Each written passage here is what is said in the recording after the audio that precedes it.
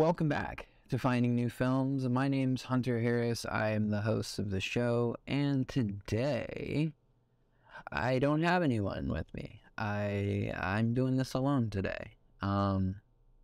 This was not necessarily planned, but as it went along, it became planned. And not only are we reviewing Lost in Translation today, we are also doing a backdoor pilot for the new show, Self Tapes. FNF Self Tapes. This is going to be a new show that features just me. It's going to be the exact same format as Finding New Films, but just me. And I'm on the other side this time. I'm on the other side of the table. I normally sit right there, but not today. So we're going to enjoy we're going to enjoy films in the same exact way that we do on Finding New Films, but we're just going to do it just me and you. Just me and you. So whether you like that or not, that's to be seen, but yeah. Just come on this ride with me, because it should be fun. I think there's a loop-de-loop. But anyways, we're going to go ahead and get into Lost in Translation. There's a little announcement about another series that we're spinning off from Finding New Films. That is going to be at the end of the show. Stick around for that, or just click the cards at the bottom. You can find the end of the show pretty quickly. Anyways, we're going to get into Lost in Translation. Lost in Translation came out in September of 2003.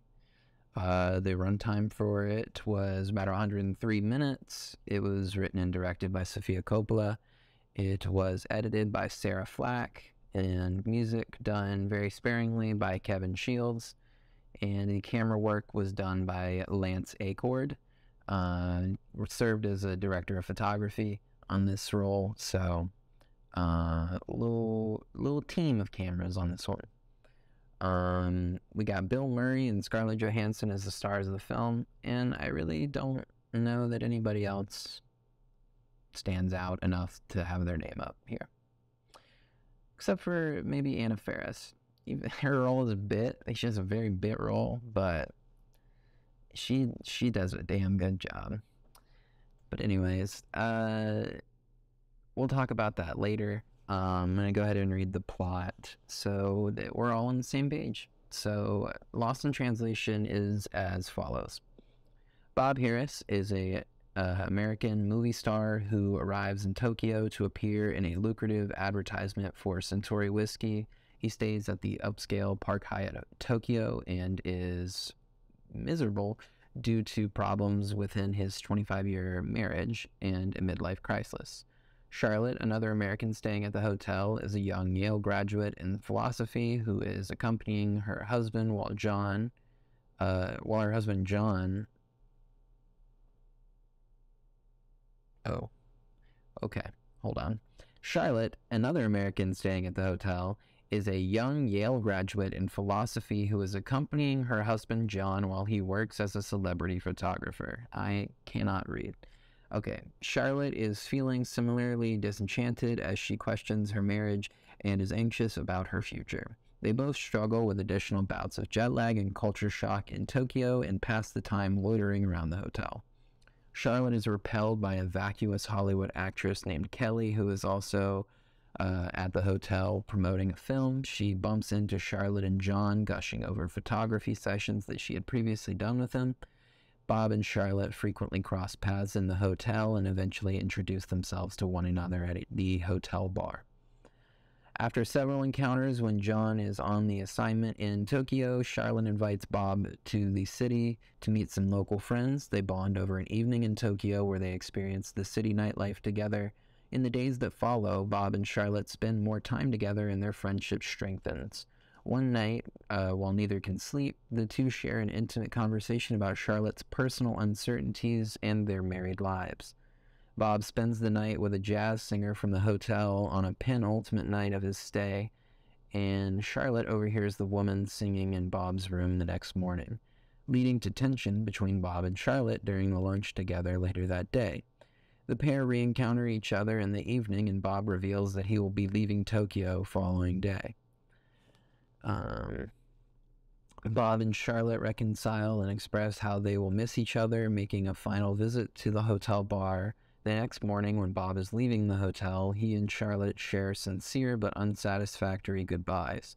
On Bob's taxi ride to the airport, he sees Charlotte on a crowded street, stops the car, and walks to her. He then embraces her and whispers something into her ear. The two share a kiss and say goodbye before Bob departs. And that is Lost in Translation. And that's basically it. They left out, you know, some little details, but other than that, that's basically it.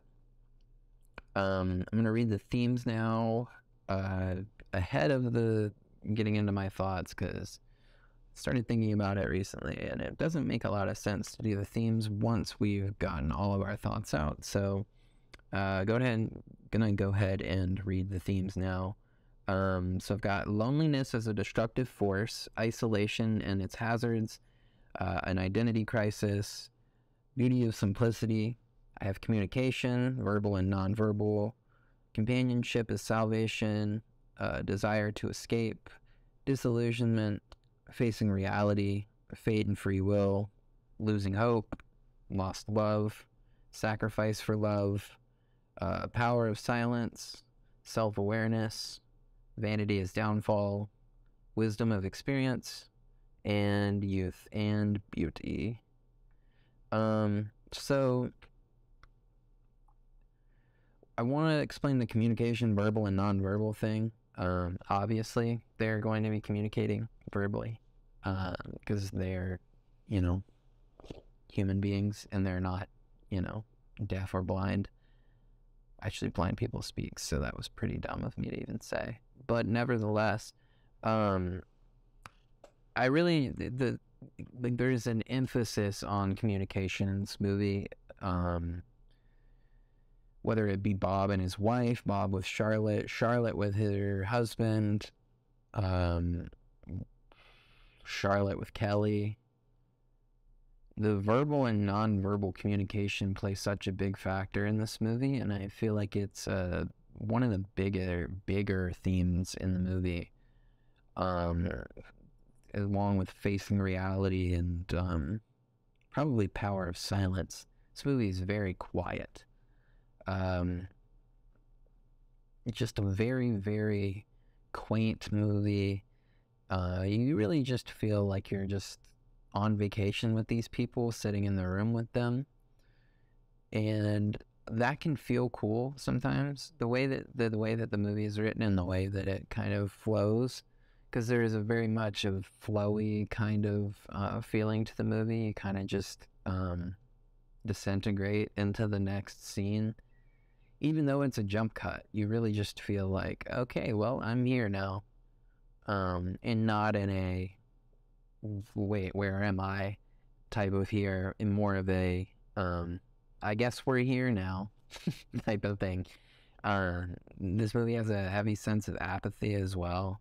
I don't think I had that in the themes, but that big heavy sense of apathy, and that carelessness starts to get out to the audience a little bit. I feel like, just being someone watching the movie, you kind of find yourself being like, yeah, I guess we'll just do that now.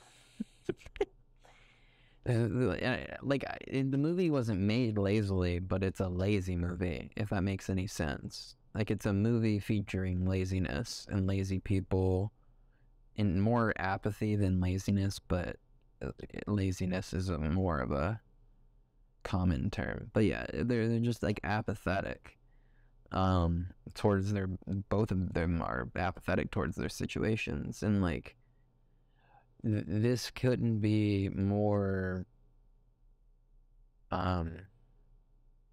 better highlighted. This couldn't have been better highlighted.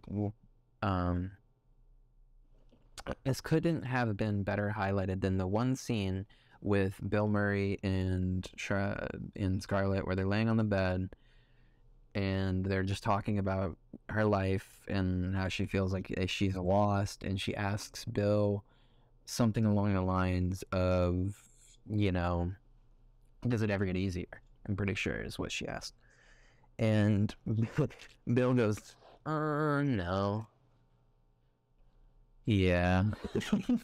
And I thought the line delivery was really good, but I thought at the same time how that conversation continues and how it becomes really more about how, like, he's giving her advice and, like, telling her that everything will be okay, basically. He's giving her pretty good advice, I feel like. And then he goes down to the bar, gets with Jazz Singer, takes her upstairs. And I think that may be that night or the next night. I'm not exactly clear on that. But, it kind of just demonstrates to Charlotte exactly. It demonstrates that he really meant no. Like, does it get easier? No. It doesn't. It just doesn't. And that was really powerful to me, and that kind of goes back to the non-spoken communication of them, of her understanding that he's basically betraying his wife, his kids, everything that he just told her is like, if you just hold on to that, it'll be all right.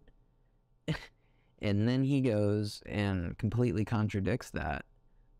And I couldn't imagine what she feels like. And that causes the tension on the lunch the next day as well.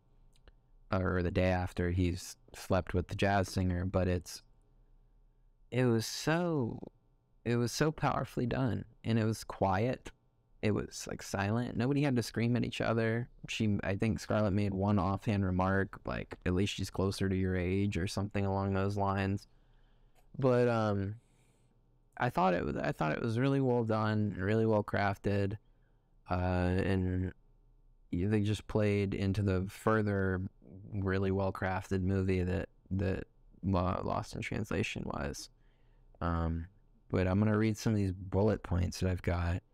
I did find it weird that the first shot was a lingering shot of Scarlett Johansson's ass for like 15 seconds.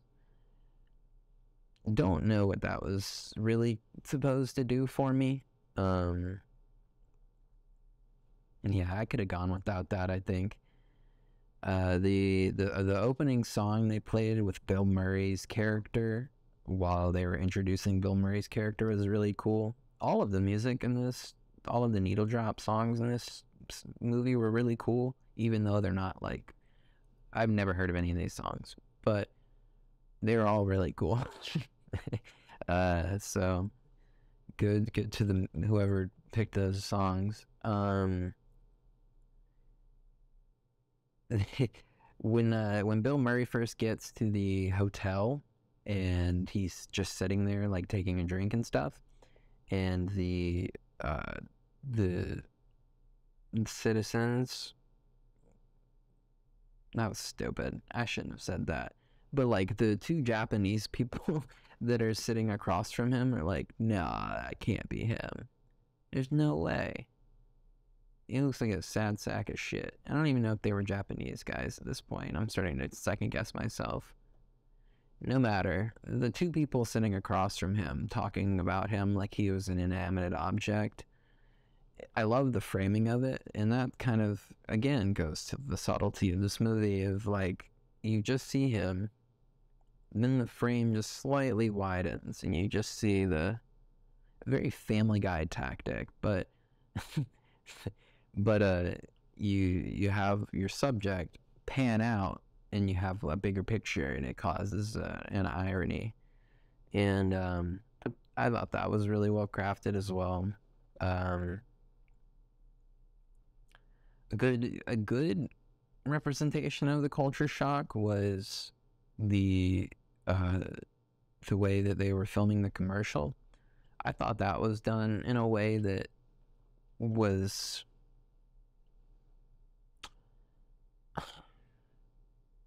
it was all right. I don't I don't know. I don't know how to feel about a lot of the stuff in this movie, to be honest with you.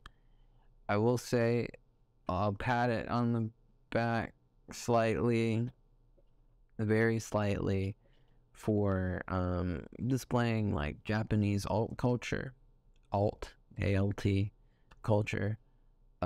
Just like, you know, I feel like a lot of times when people try to portray Japan in film and Japanese people in film, I feel like a lot of times they trivialize the fuck out of them. See Austin Powers, see basically any movie that made by Westerners that features Japan, and they kind of just make Japan out to be this absurdist nation that they don't understand in any way, when we have such an influence on at least the capitalism part. It's such an odd thing to always have to gauge in film whenever you see Japan on film, because it feels like it's always being done wrong, and I just don't know. This is just me speaking out of ignorance. I probably shouldn't do that, so I'm gonna stop it right here.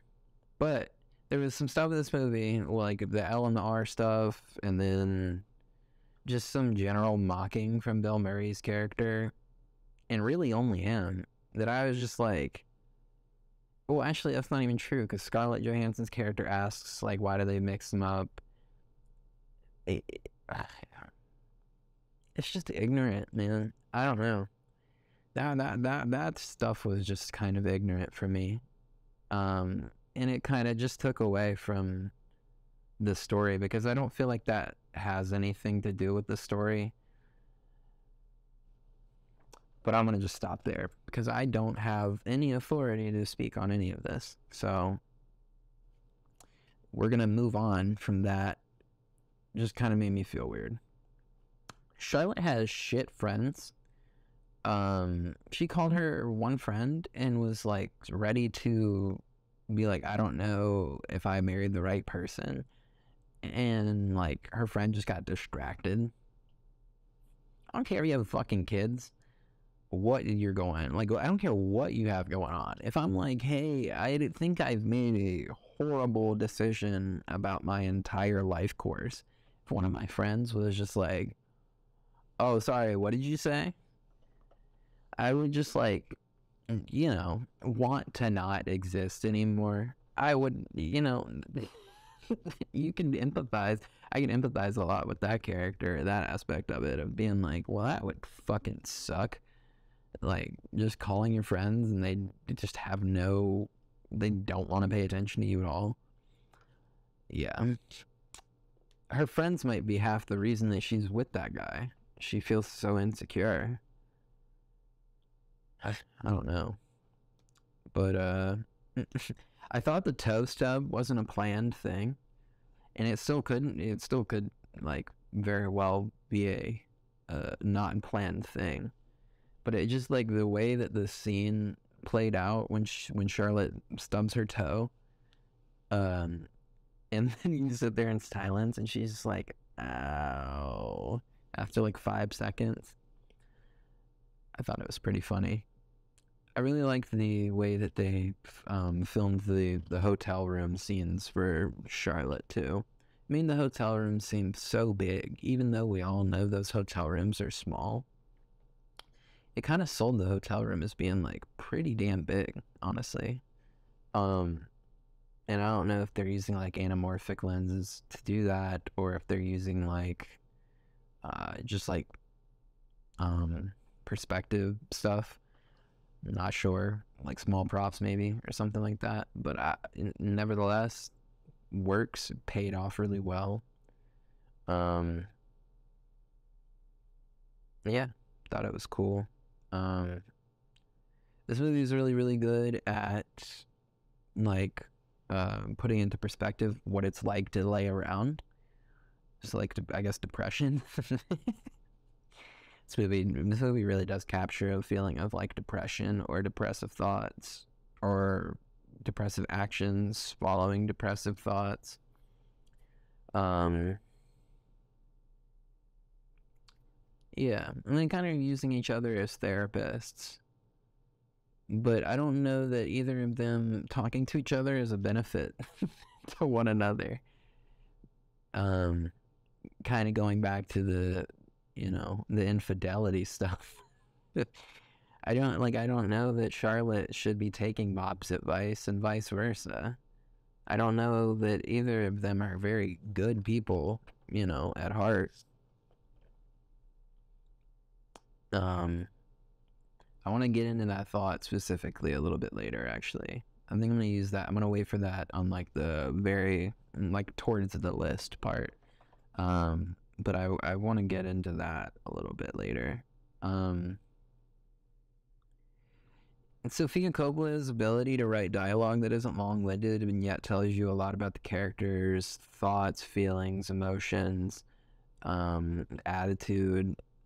I feel like it was really, really, really well done.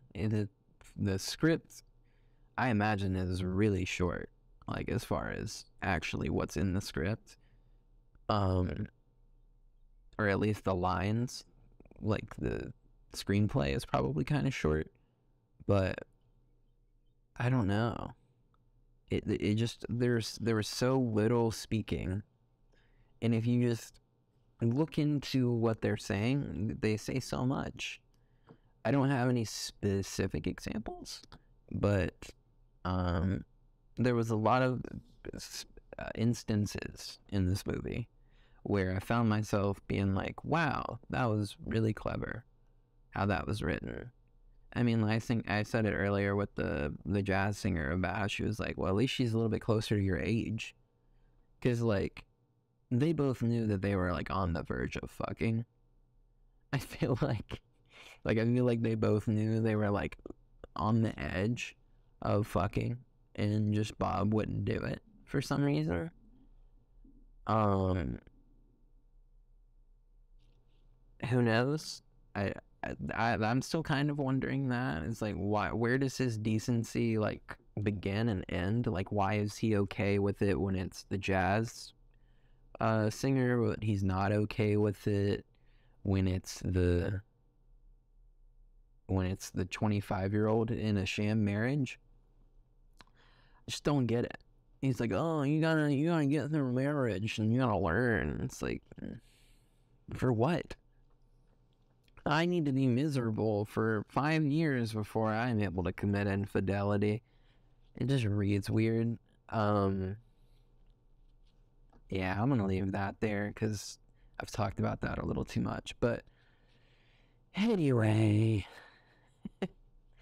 that stripper scene where the stripper got sent by Mr. Mazu. I don't even know if he did actually send her, but that was weird. That was just a really, really, really weird scene. I don't have any thoughts for that scene. I just think it's weird. I have this quote where he says a ring-a-ding-ding. I really gotta start contextualizing some of these quotes I put in here. Because I have no idea what that's talking about now. But yeah, ring-a-ding-ding is in here. The picture scene is really awkward. Where they're trying to get him to take the picture, and they keep asking for different emotions, but he won't just do the emotion they're asking for. He's trying to clarify what they're saying when they're being pretty clear about they're saying pretty general emotions, and they're just being like, oh, James Bond, and he's like, James Bond drink martinis. It's dude. Oh, that seems kind of unbearable for me. If there is one scene I feel like could get cut from this movie that was in the movie, it's that scene. It just did nothing for me. It was just another scene to root oh, Westerners are different than Easterners, and that's they made that pretty clear. I feel like they made that pretty damn clear. And I don't know. I could have done without it. Nevertheless, Uh, the next scene with the elliptical, where the elliptical had like a setting and he couldn't turn it off, that was pretty funny, and his legs were just going. That was pretty funny. Anna Faris, exclamation point, is my next bullet point here. She did really good in this movie, I thought, for what she was given. She was given this role of being like a annoying ass actress who's like so PC and just to the nth degree. Everything. They walk past the bar at one point. She's trying to sing. She's completely out of key. Just stuff like that. Really good character work from her part, because you don't know. You wouldn't know that it's Anna Faris unless someone pointed and said, "Hey, that's Anna Faris." You're like, "Oh yeah, that's Anna Faris." Anyway, I have God. That scene with her was brutal. The scene where she first meets Charlotte and meets John again. That shit was horrid. I don't mean that in like the scene was bad. The scene was very good, but it's that thing of like, if you've ever been with a current partner and you run into an ex of theirs, just really, really, really, really awkward and weird. Almost like they're flirting, but like they forget that you're there, and then they start overcompensating towards. It's just weird. It's a weird ass situation, and it was boiled my blood, got under my skin a little bit. But yeah, that's all I had to say about that. The first time Charlotte and Bob speak is 33 minutes into the movie. I made a point to note that for some reason. I thought this movie is refreshing, where it is two intelligent characters talking about intelligent things because the writer is actually intelligent. The writer writing the film has a little bit of culture, and you know, her father is one of the greatest filmmakers of all time. So you could pretty much guess that she's got a pretty good understanding of film, at the very least. And I don't know, she came off really smart after this movie. Whether or not she actually is a smart person or not, I have no clue. But who knows? I've never met her. Maybe I will. If I ever meet her, I'll let you guys know. But I have to set the break up real quick. I'm gonna be right back. I think I'm gonna go get some water. Because I'm parched. Never had to talk this much, like, ever. But anyway, I did this to myself, so I can't complain. Alrighty, well, we'll be back with Self Tapes after this break. Thank you. Archie dokie. Welcome back to part 2 of the Lost in Translation episode of the Backdoor pilot episode of Self Tapes. Which is a spin-off of Finding New Films. Not a mouthful at all, guys. Not a mouthful at all. Just living it up. Just living it up. Finding new films. Doing my thing. I don't even know what that was about. Anyway, so the next point that I had after the intelligent writer writing intelligent people in an intelligent movie.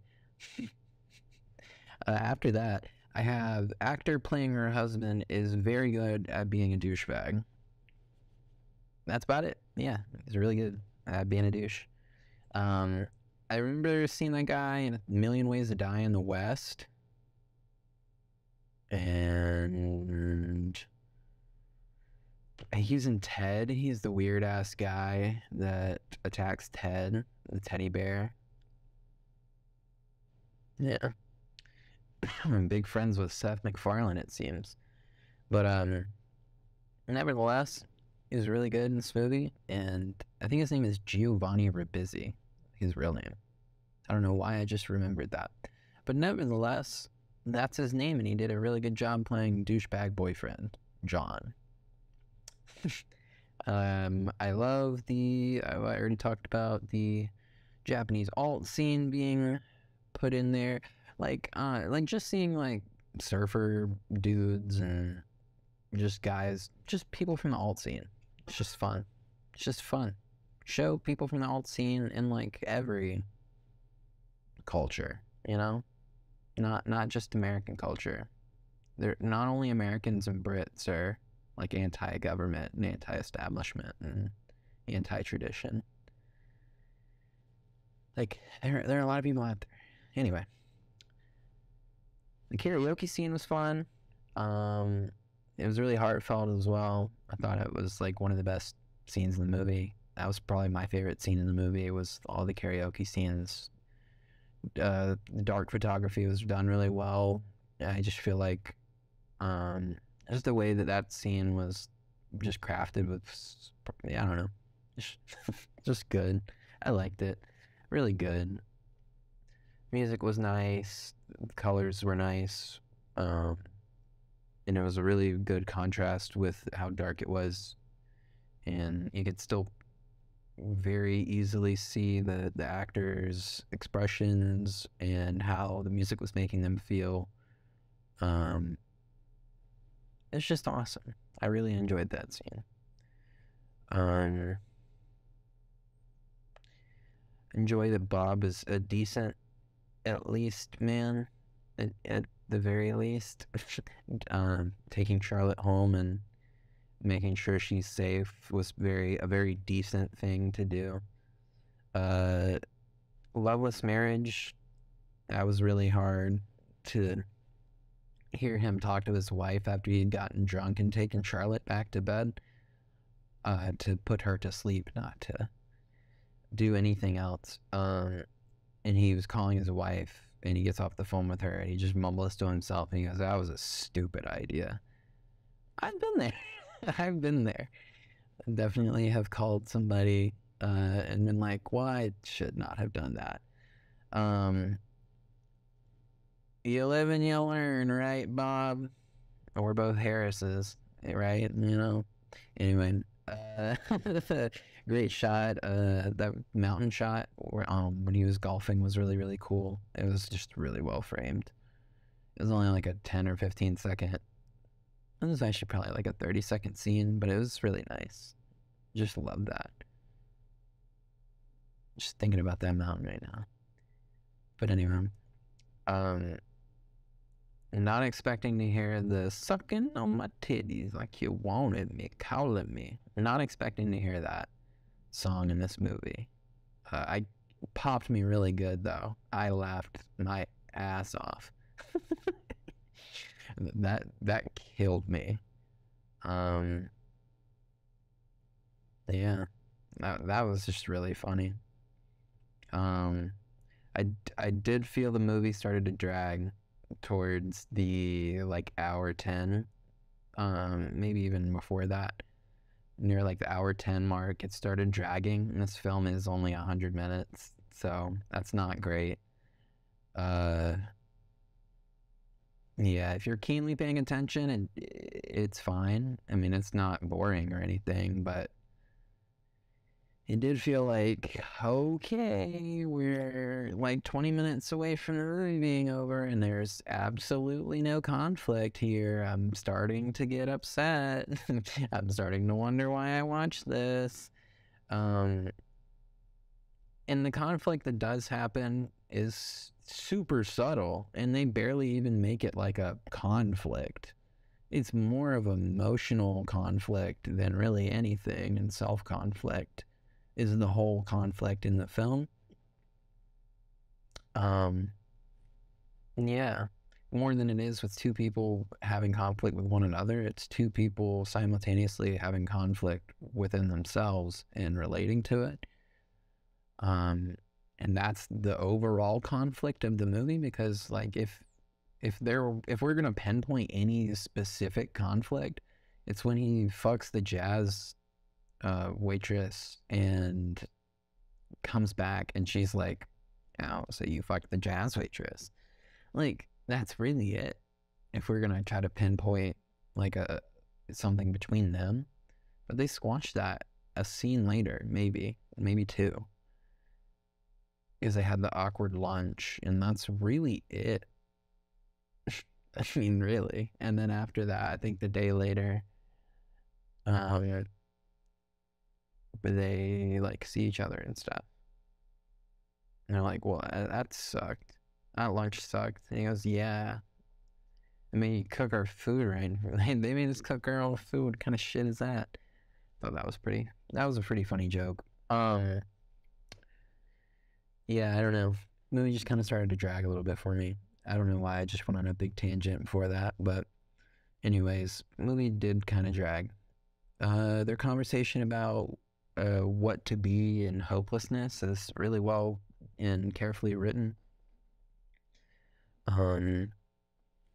Yeah, I don't need to expand on that. I just feel like it was really cool to have him be like, at first he wanted to be apathetic, but he knew that if he was apathetic in that moment when she's looking for like, she's actually doing like a soul searching, the title of the book that she ended up buying. I think the thing with that scene is that he didn't really, or not the scene, but like, in that moment, Bob doesn't want to disparage how she feels by being like, being like a nihilist, or a pessimist, but at the same time, he does want to be realistic towards her and be like, shit's not peaches and cream, but as you go along, it gets harder to swallow, whatever it is. And I don't know, I just feel like that was so real. I felt like that was really well done, and I got the right message that they should have been trying to get off. I feel like it got off the right message that they were trying to get off. If that makes any sense, what I just said. I don't know if I just got off what I was trying to get off. The Japanese Johnny Carson scene was really interesting. Again, just a lot of shock value to that scene more than anything. I don't know how to feel about it. Anyways, my next bullet point says infidelity! Exclamation point. I'm guessing that's when I saw in the movie that he fucked the jazz instructor, or the jazz singer rather, the house singer. Wanted to make a point that the colors are all really nice throughout the film. When a scene needs to be more sad or more, well, I guess every scene is sad. This scene is really good with blues. Most people are aware of like Wes Anderson's like really, really warm style of filmmaking. Like everything is orange, brown, yellow, red. This was a step in the complete opposite direction of everything needs to get the color sucked out of it so that everything looks like it blends together. It looks bland. It plays to the sadness of the overall film. I thought it was really good. And it's done really well. Because you can have that thought, but if it's not done well, it doesn't really matter. But it is done well here, so hats off to the crew achieving that color differential and stuff like that, because it's not always easy. And hats off to the crew, because they need that. They don't get noticed enough. And then this was one of the bigger points that I wanted to make earlier, but I wanted to also save it for like this part. I said, I'm not sure how or why I'm supposed to empathize with either of them. They, in my mind, are two people who can't accept responsibility for their own realities that they've both created, and their relationship is very childlike to me personally. Bob should know better as a 50-year-old man, and probably does. And that's kind of the biggest thing. If they're making a commentary on actors, whining, good job. You did great. because Bill Murray comes off as a whiner. He's an absolute whiner in this movie. Oh, I have to go to Japan for 2 weeks to film this commercial for $2 million. Do you know how many scenarios have been set up that is like, would you suck dick for $1 million? And this guy is over there, you know, not testing his own sexuality. Just taking pictures with whiskey for $2 million. It's ridiculous. It's ridiculous. The type of shit I would do for $2 million. But anyway, it's so whiny to me at certain points. Excuse me, but it's so whiny. And then for Charlotte and Scarlett's character, I'm more empathetic towards her because it kind of just feels like she got roped into something that she didn't realize she was roping herself into. But I don't even know why I feel that way, because like she also chose that. She went to Yale. She fucking knows better. You know what I mean? And I guess that kind of goes back to the you can be however smart you want to be on paper, but you know, common sense is still learned commonly. And when you're not around common folk, you don't get a lot of common sense. So, you know, she's always felt validated through academia, and now that that's over, she has no other way to feel validated other than through, you know, latching herself onto this egomaniac of a man that she's with. And I don't know. That's all me theorizing. I have no idea or any clue of I'm not clued into anything, but I don't know. That's just my honest opinion. It's really hard for me to empathize with the both of them for their actions during this whole movie, for their actions, you know, for their actions during this movie, for their thoughts during this movie, their motivations for their actions. It just doesn't, none of it reads perfectly. And I think this movie goes out of its way to let you know beforehand these are troubled people, you know. And I think they both know that they're fucked up, and they've both accepted that, but their apathy towards that fucked upness, you know, inside of them is more of why I don't seem to want to empathize with them, because if you don't want to care, why should I want to? And I'll leave that there, because I think that's enough, but that's just where I stand with that. Yeah. But I do know right under, altogether, well-crafted movie, well-written dialogue, cinematography was subtle, just like everything else. The color was used beautifully. Sofia Coppola had an incredible vision for this movie, and it feels like she captured exactly what she wanted to capture. She was able to do whatever she wanted to do, it felt like, on this movie, even though she probably didn't get to do everything she wanted to do. And I just, if anything for this movie, I would say perhaps just give them more to do.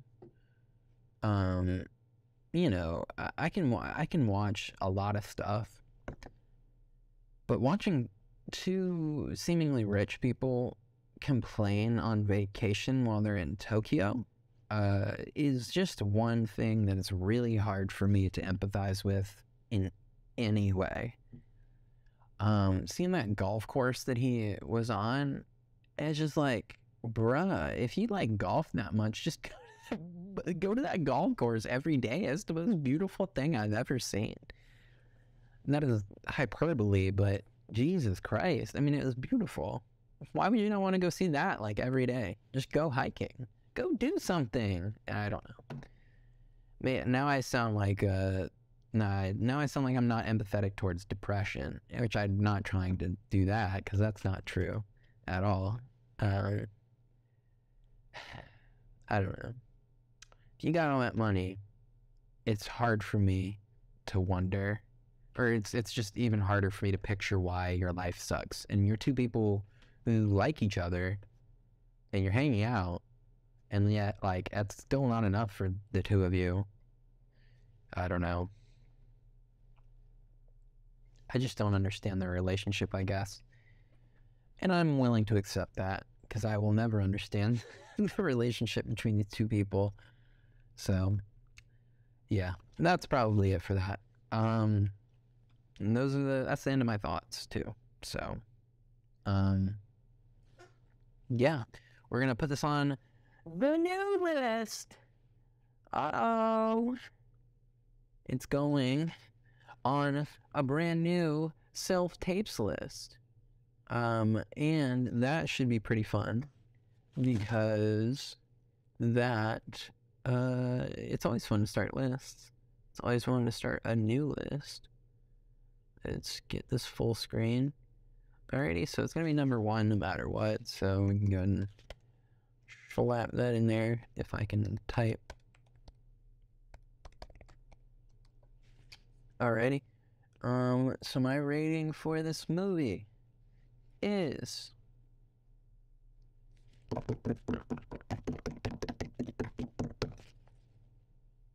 a 7.8. 7.8. Yeah, I don't know.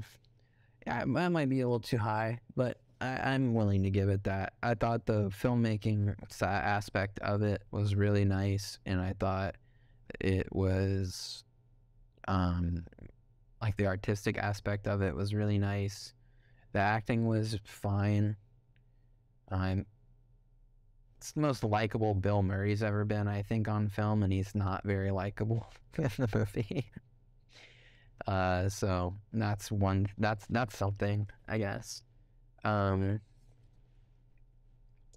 I don't know. I think I may have gone a little too high. Starting to regret it already. I think I'm gonna drop it, actually. I think I might drop it to like 7 point, I'm gonna drop it to 7.4, actually. I immediately disagreed with myself, and I was like, you know what? I'm just gonna make this right on camera. It's a 7.4. I don't think it's a 7.5.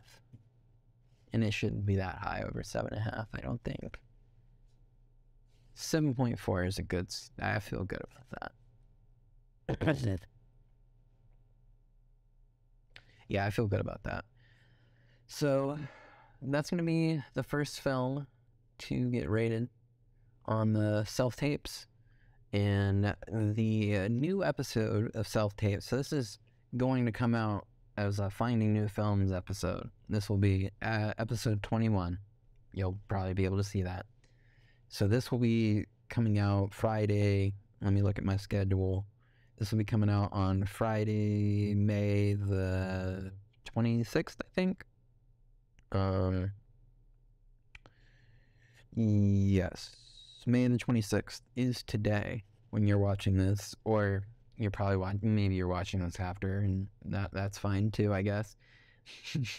I guess. But yeah, so this upcoming Monday will be the first official episode, because this is a Backdoor pilot. This will be the first official episode, so you'll see this list next week. But this will be a Finding New Film episode, number 21, if that makes sense. So this is coming out on Friday as a Finding New Films episode to launch Self Tapes, which is coming out this upcoming Monday, May the 29th. And the first movie you're getting for that is The Wrestler 2008 by Darren Aronofsky, a movie that I have wanted to see since hearing about it for a very long time. It's about like 5 months. So about like 5 months I've really wanted to see this movie. Like ever since I've gotten back into professional wrestling after WrestleMania 2022. Oh, I am so excited for that. So, if you like wrestling, if you love pro wrestling or the movie The Wrestler, join me next Monday, or this upcoming Monday, May the 29th. The day I'm filming this is May the 12th, so that's why I'm having such a hard time. But May the 29th, the Monday after this comes out, I will be